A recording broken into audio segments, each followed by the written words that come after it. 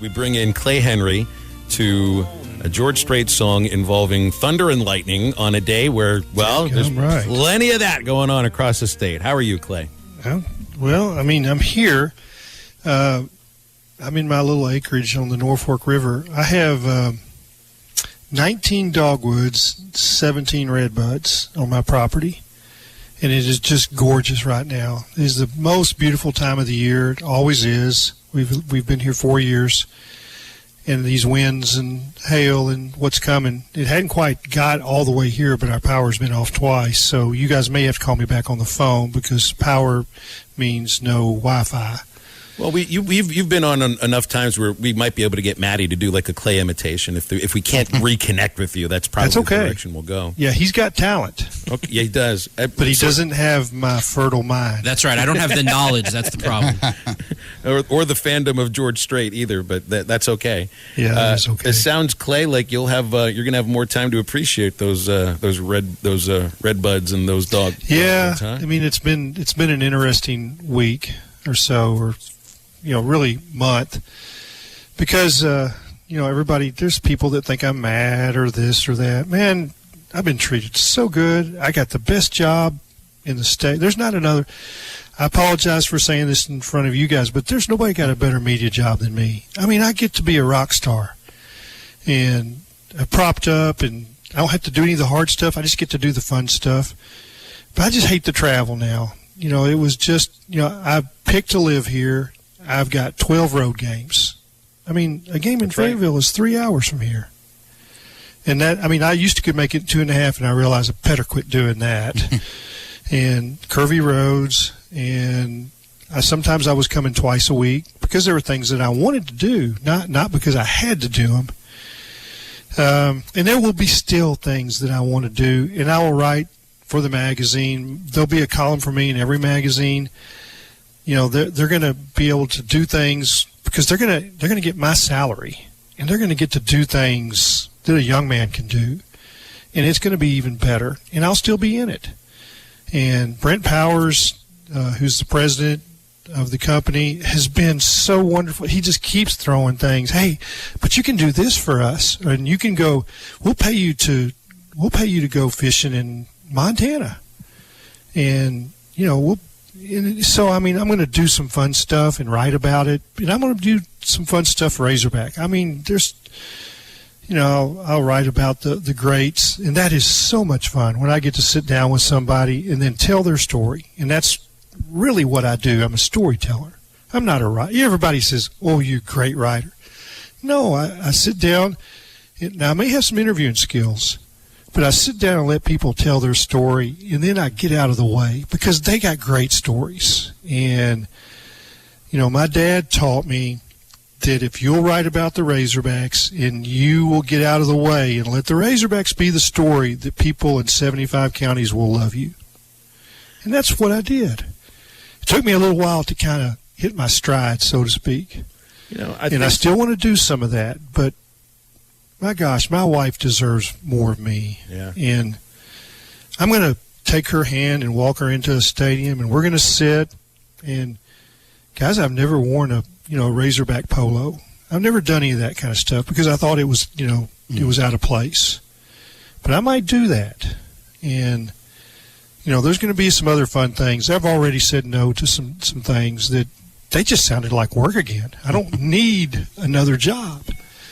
So, and I like doing stuff with you guys. And I did prepare today. I made sure and watched all the coordinator video, Sam Pittman's video. I will prepare to work with you guys because it's important for me not to come on here and sound stupid.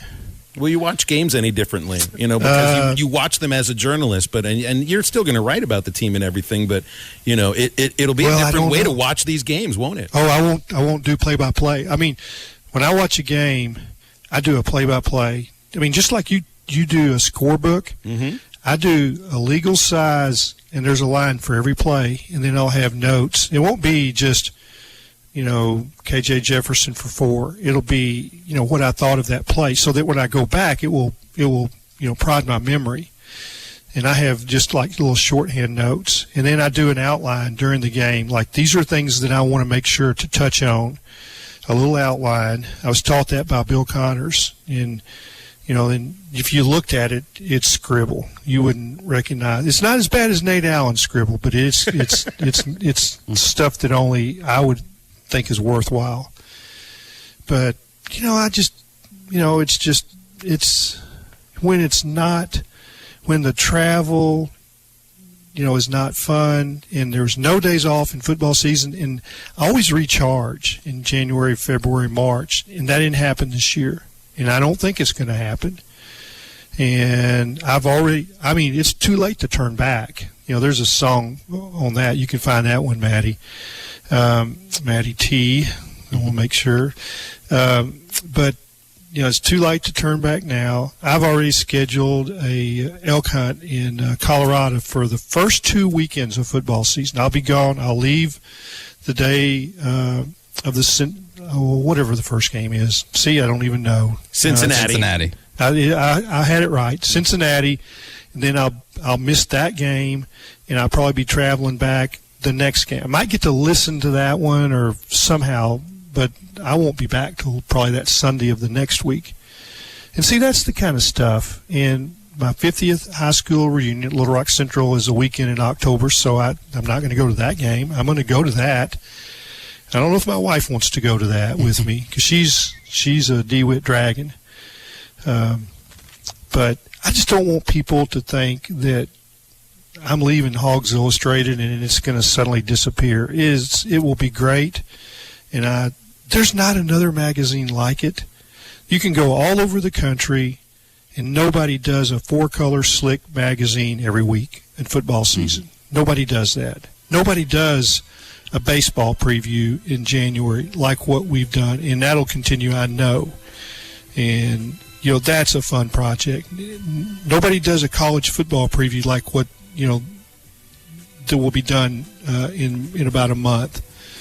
Where there's player breakdowns. I mean, it's just in the photography just pops. And I've never had any trouble getting anybody to help me to write for the magazine because it looks good. You want your photos and your stories to look like this.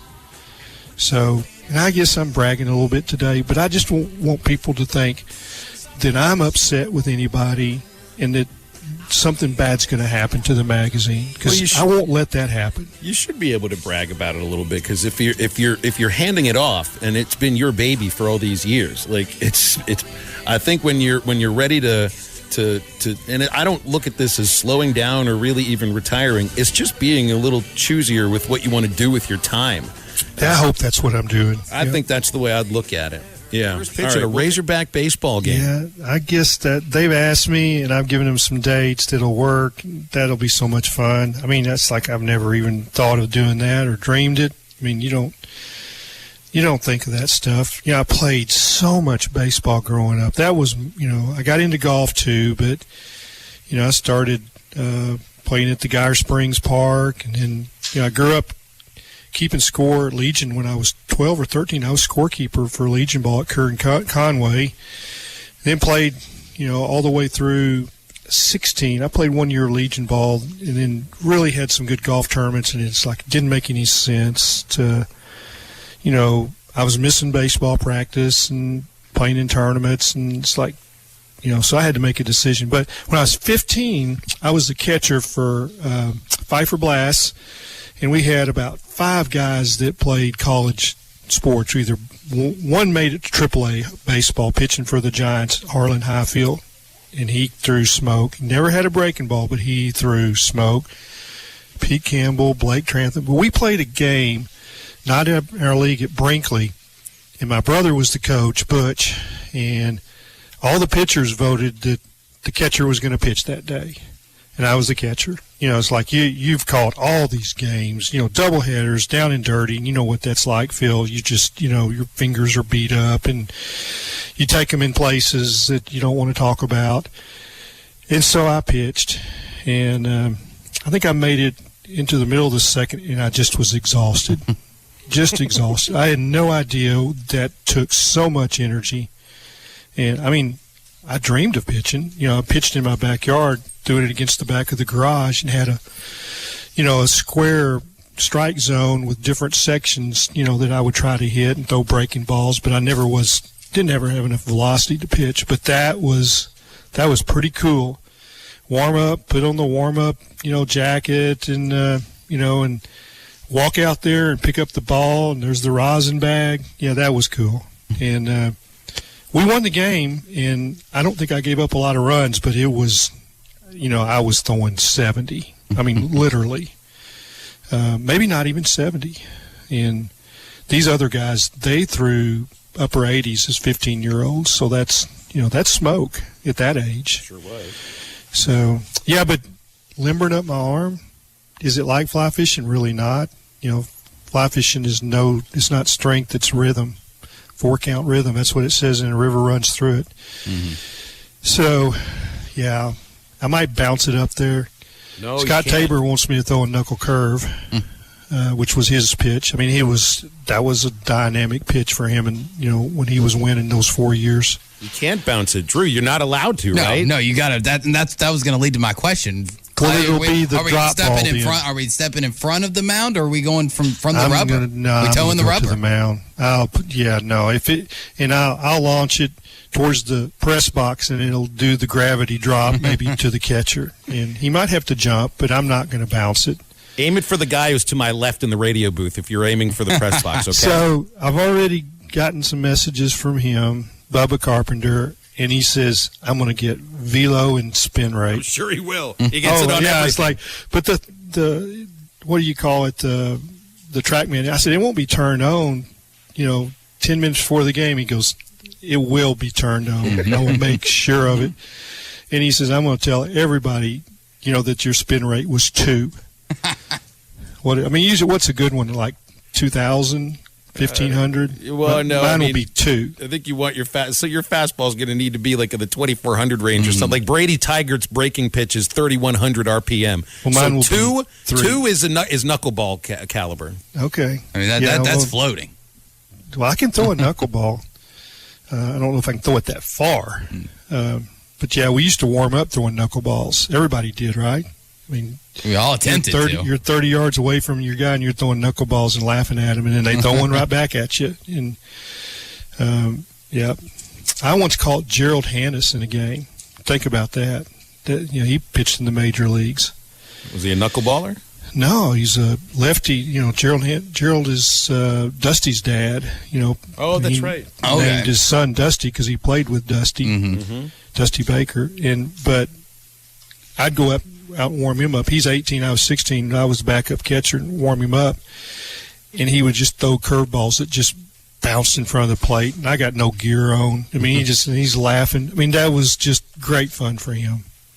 Oh, I'm sure it was. It's definitely always fun when you know where it's going and the other guy doesn't. But, Clay, as you have had time to kind of sit back this week and, kind of reflect on your career and how great it's been, is there a player that you've covered in any of the sports that kind of just stands out as above and beyond your favorite?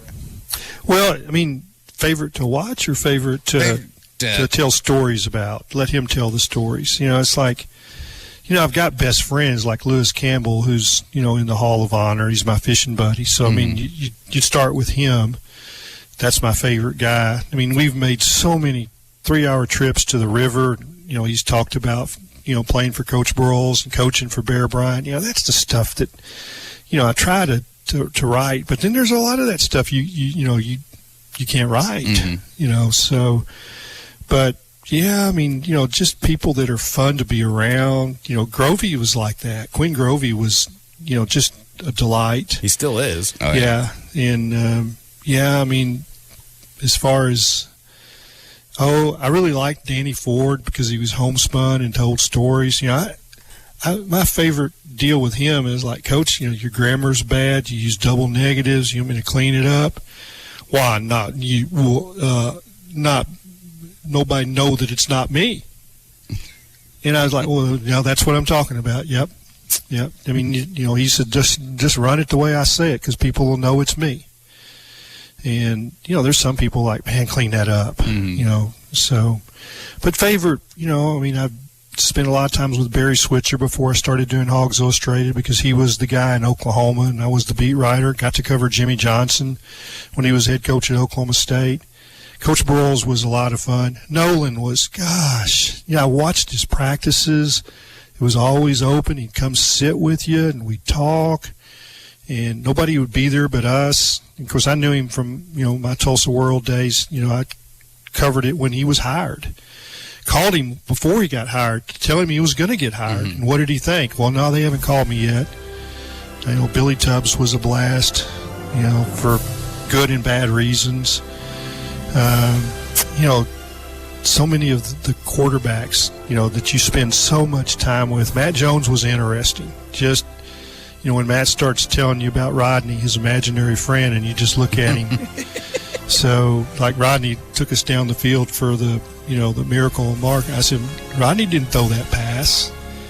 Clay, here. Matt asked my daughter in class, they were classmates at the U of A, and she's a great artist. Could she draw Rodney? Well, she says, Matt, you're the only one that knows what Rodney looks like. BetOnline is your number one source for all your betting needs, sports info, and odds. Find all the latest sports developments, including this week's odds for the Masters Championship and the start of Major League Baseball season. BetOnline is your continued source for all your sporting wagering needs, including live betting and your favorite Vegas casino and poker games. It's super easy to get started, so join today. Learn why everyone is saying BetOnline is the fastest and easiest way to wager on popular sports and games. Bet online, where the game starts.